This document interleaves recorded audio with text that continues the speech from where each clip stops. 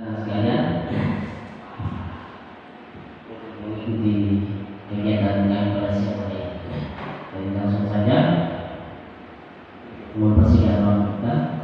Yang terhormat Ibu Kepala UPD Satuan Pendidikan Formal SMP Negeri 3 dan Bunga, yang saya hormati Ketua Komunitas Belajar SPEDI dan Bunga, yang saya kasih rekan-rekan guru hebat SMP Negeri 3 dan Bunga. Selamat siang untuk kita semua, selamat bertemu kembali di tempat ini. Jadi ini yang kesekian kalinya saya mungkin sudah orang yang cepat berbicara soal budaya positif. Jadi ini merupakan satu tugas yang memang harus saya jalankan setelah mengikuti pendidikan guru penggerak. Jadi salah satu materi yang harus kami jalankan yaitu melibatkan pemahaman terkait budaya positif di sekolah. Jadi ini juga rekan saya terdahulu sudah menyampaikan. Jadi pada kali ini saya akan menyampaikan kembali perlu kita lakukan ini terus berulang-ulang agar kita bisa suatu pasti semua akan dapat dilaksanakan dengan baik. Oke, langsung saja. Jadi tujuan pertemuan kita pada hari ini, kita semua diharapkan untuk mendapatkan gambaran umum terkait disiplin positif dan nilai-nilai kebaikan universitas. Terus yang berikut adalah teori motivasi, hukuman, penghargaan, dan restitusi. Kemudian yang berikut keyakinan kelas, kebutuhan dasar manusia, 5 posisi kontrol guru dan segitiga restitusi. Mohon maaf saya tidak bisa. Oke, lanjut. Yang berikut jadi komitmen kita hadir sedikitnya. Harapan saya terus bisa mendengarkan dengan baik, menghargai waktu secara bersama dan seterusnya. Angkat tangan jika ingin bicara. Oke, lanjut. Budaya positif sekolah. Jadi ada beberapa tadi sudah disampaikan.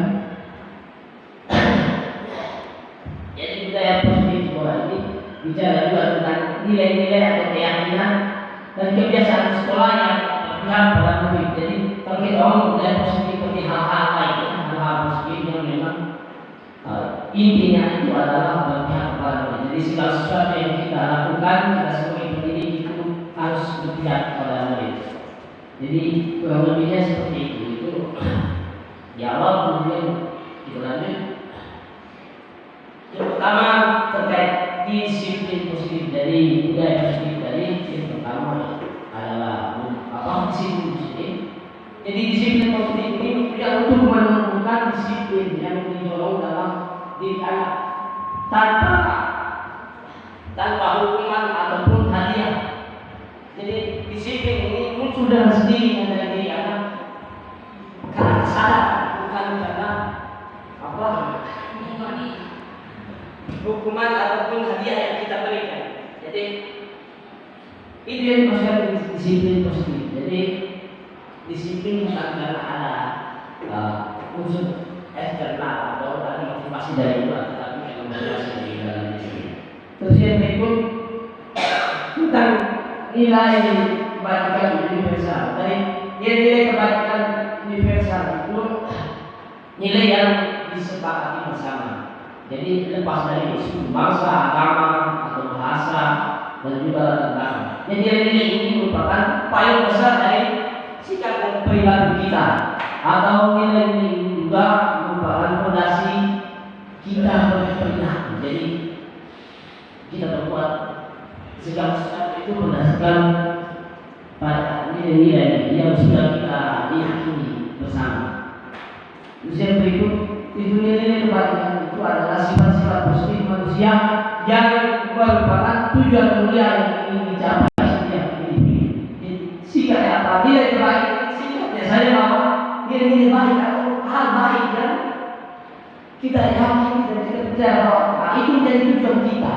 Jadi misalnya kita terus ke sekolah ya tujuan saya ini saya harus mencatat saya anak dan memang itu harus benar terjadi yang kita sebut sebagai nilai kebaikan universal. Jadi ini juga nilai ini tertanam dalam pribadi setiap manusia. Jadi kita lanjut. Saya tidak perlu menceritakan lebih banyak yang berikut tentang teori motivasi. Jadi teori motivasi ini adalah suatu ajaran tentang upaya membangun semangat dalam belajar. Jadi teori motivasi ini ada motivasi intrinsik dan juga motivasi ekstrinsik. Jadi motivasi intrinsik itu motivasi yang datang dari dalam diri individu tersebut terutama serta diri atau murid. Jadi hal yang datang itu memang dia sadar betul apa yang dibuat. Bukan berarti karena dia dari sana dia dari dulu kemudian dia harus berubah. Bukan seperti itu. Kalau memang karena dia lihat kemudian dia berbuat baik itu berarti masuk dalam motivasi ekstrinsik ya, motivasi dari luar. Jadi contohnya seperti pengharusan atau hukuman tadi untuk menghindari hukuman atau supaya mendapatkan pahala dia harus berbuat baik. Itu contoh motivasi ekstrinsik. Sedangkan intrinsik itu dia berbuat baik karena memang benar dia sadar bahwa saya dari sekolah saya harus seperti ini. Itu yang dimaksud dengan teori motivasi. Kemudian yang berikut terkait dengan hukuman. Jadi hukuman ini adalah bentuk konsekuensi atas perilaku siswa yang tidak sesuai dengan aturan atau norma yang berlaku. Jadi hukuman itu dapat membantu membentuk perilaku siswa agar lebih baik dan mengurangi perilaku negatif. Memang ada hukuman seperti itu dan kita membuat sebagai pendidik rata-rata kita memilih tidak hanya seperti ini hukuman itu lebih pas kemudian. Tetapi dalam budaya ini sangat besar kalau kita menggunakan yang hukuman ini. Karena memang di sana itu kita diajarkan untuk hal baik yang benar-benar kita sadar, bukan berarti karena dari luar atau karena kita takut ini akhirnya kita harus membuat ini, bukan seperti itu yang nyala.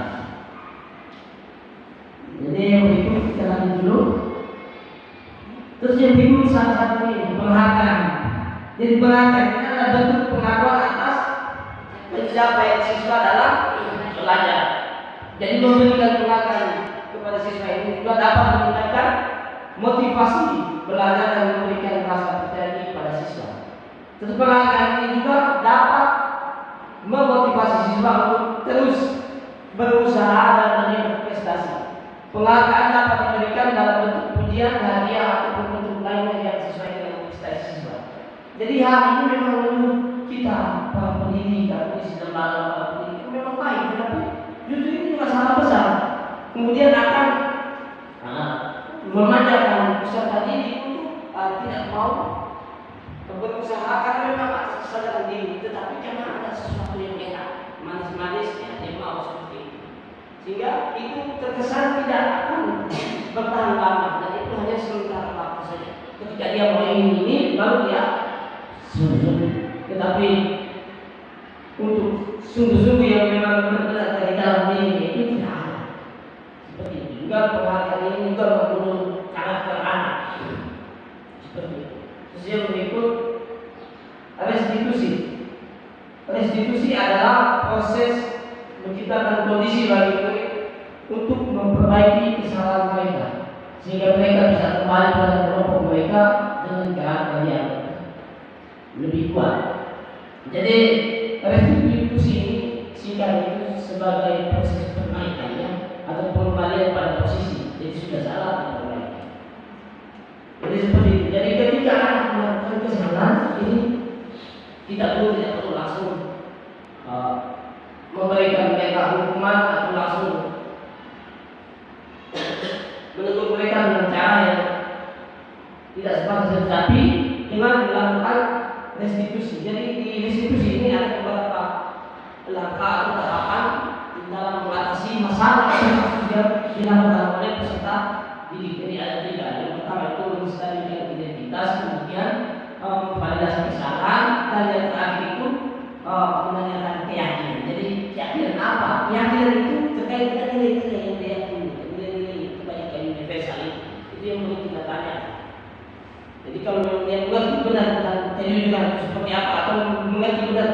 Jadi orang lain itu seperti apa, maka dia pasti yakin, dia akan sadar bahwa yang saya bilang tadi sama.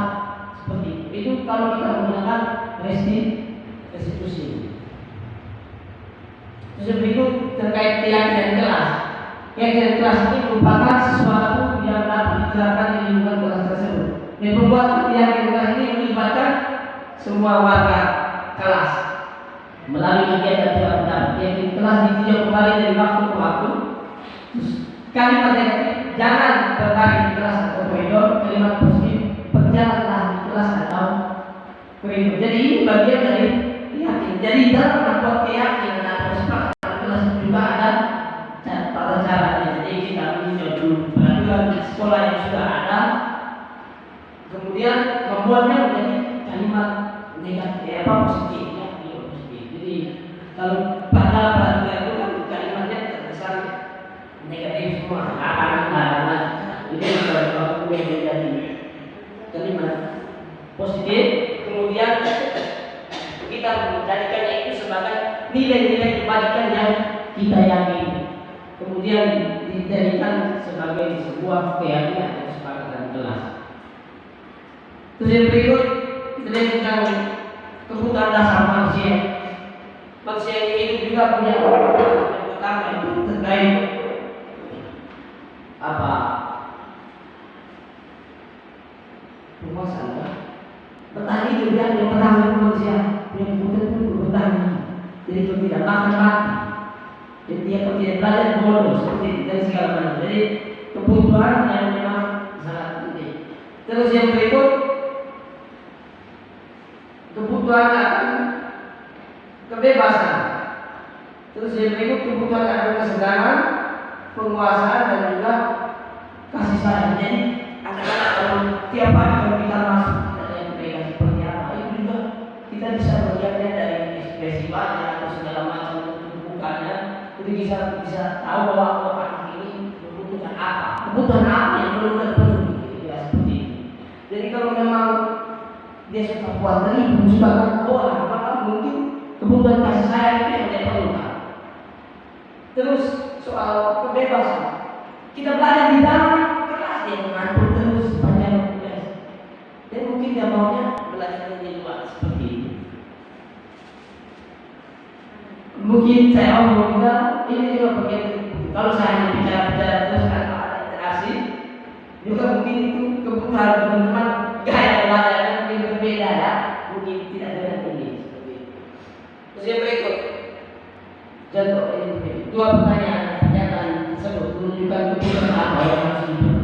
Yang pertama, saya bosan belajar mewarnai di dalam kelas. Ini kebutuhan apa sebenarnya? Saya bosan belajar mewarnai terus di dalam kelas. Ini kebutuhan apa yang harus kita penuhi?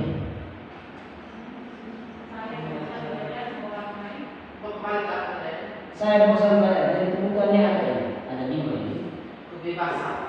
Iya, kebebasan ya. Jadi kebutuhan ada kebebasan. Jadi dia tidak mau di dalam kelas terus. Dia mau pilih bebas, mungkin di tempat lain.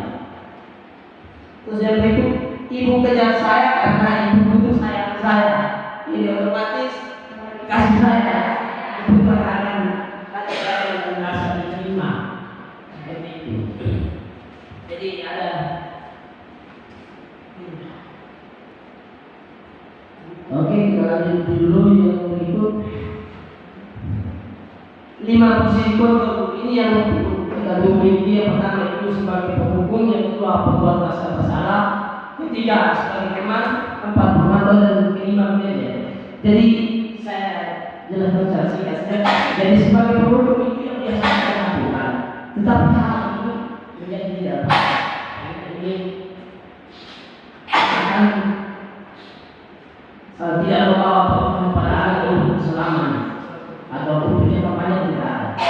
Terus yang berikut pembuat merasa bersalah ini juga sama. Terus sebagai teman dan juga pemantau. Jadi pada posisi yang pada sini kita tahu itu adalah. Jadi pada posisi manajer, ini yang sangat dirata dan kita guru ini. Jadi di sini kita sebagai guru kita langsung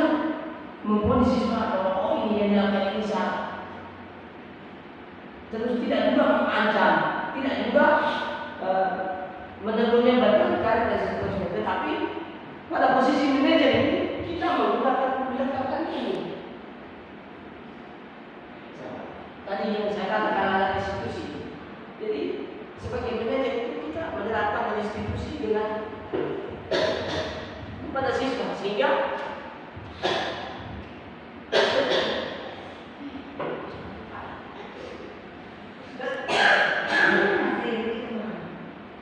oke, kita lihat dulu.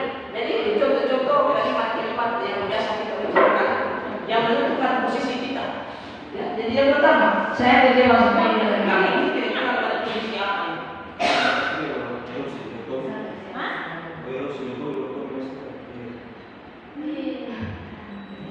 Saya kecewa sekali dengan kamu, kira-kira pada posisi apa? Membuat orang merasa bersalah. Membuat rasa bersalah. Terus yang berikut, patuhi aturan saya, awas. Pukul. Terus yang berikut, kamu mengenakan sepatu putih, sanksinya apa?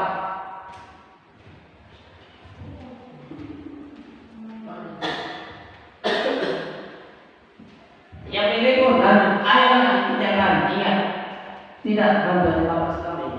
Posisi temannya. Terus yang berikut, ada yang yakin, kembali ke keyakinan yang jelas. Ini sebagai posisi apa? Manajer ya, posisi. Jadi posisi ini yang sangat ya. Jadi kita tidak langsung menghakimi peserta didik, tetapi menggunakan strategi diskusi ya, kita menangani setiap soalannya dari siswa. Terus yang berikut, ini saya tidak ulang ini. Ini segitiga institusi ini tadi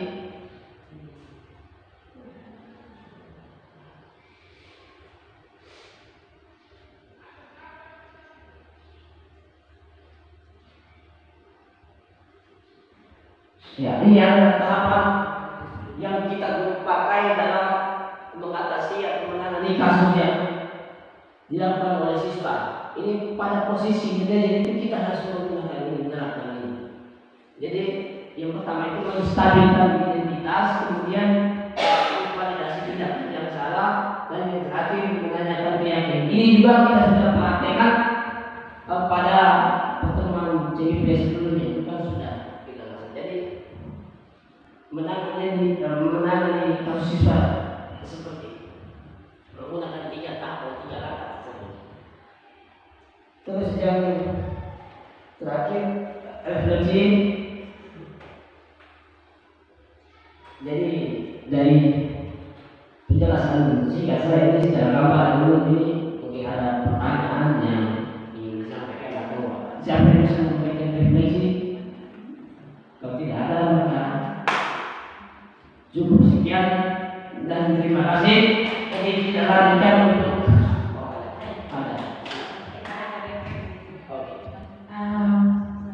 Berdasarkan pengalaman kita selama ini, apakah hukuman, sanksi, kalau yang kita alami selama ini, apakah hukuman dan sanksi itu bisa kita hilangkan atau tidak dengan karakter anak yang kita hadapi setiap hari? Menurut teman-teman itu dulu.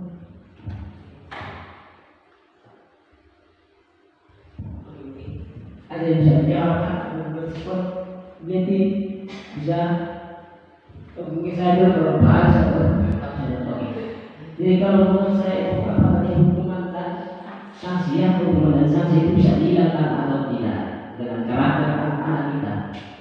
Kalau menurut saya untuk sementara waktu itu memang belum bisa, tetapi kalau hal ini jika kita semua warga sekolah itu sudah punya pemahaman yang sama, ini juga di dalam operasi kami menghayal bahwa jika kita yang dalam satu kelompok ini berada pada satu sekolah, maka mungkin pemahaman kita itu sama, sehingga kita bisa menerapkan itu dengan baik. Tetapi kadang juga ada karakter anak yang memang beragam itu, sehingga saya orang terpercaya bahwa institusi ini memang tidak dengan karakter anak seperti itu. Dan kadang kita tidak perlu bosan dan ini perlu dilakukan terus-menerus dan berulang-ulang, sehingga memang pada suatu saat nanti kalau memang sudah waktunya pasti dia akan bisa. Seperti itu kalau menurut saya.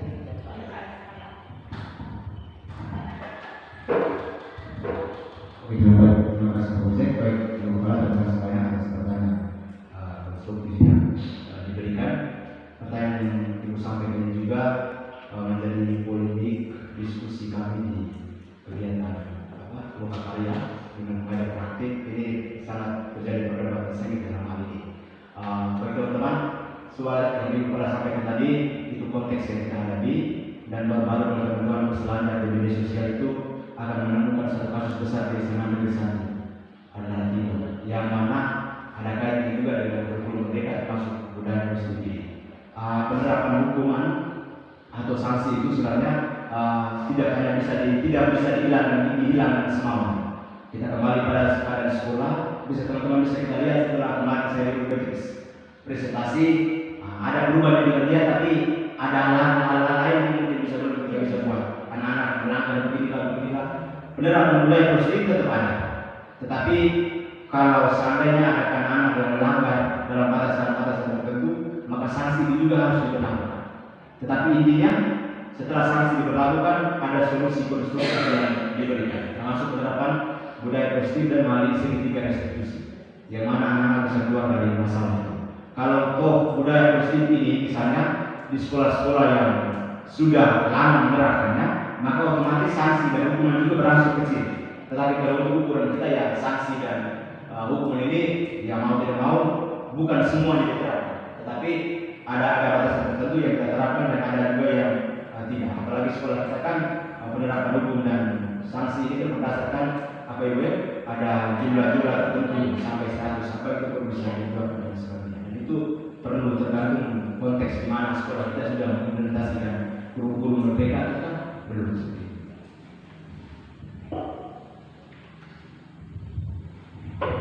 Oh baik, terima kasih Pak Aris dan juga Ibu Pak. Baik. Tanggapan untuk definisi untuk kita semua. Jadi mungkin ada lagi jadi oke baik. Kami tidak ada lagi untuk materi saya cukup sekian. Dan terima kasih banyak untuk kita semua sudah menonton saya.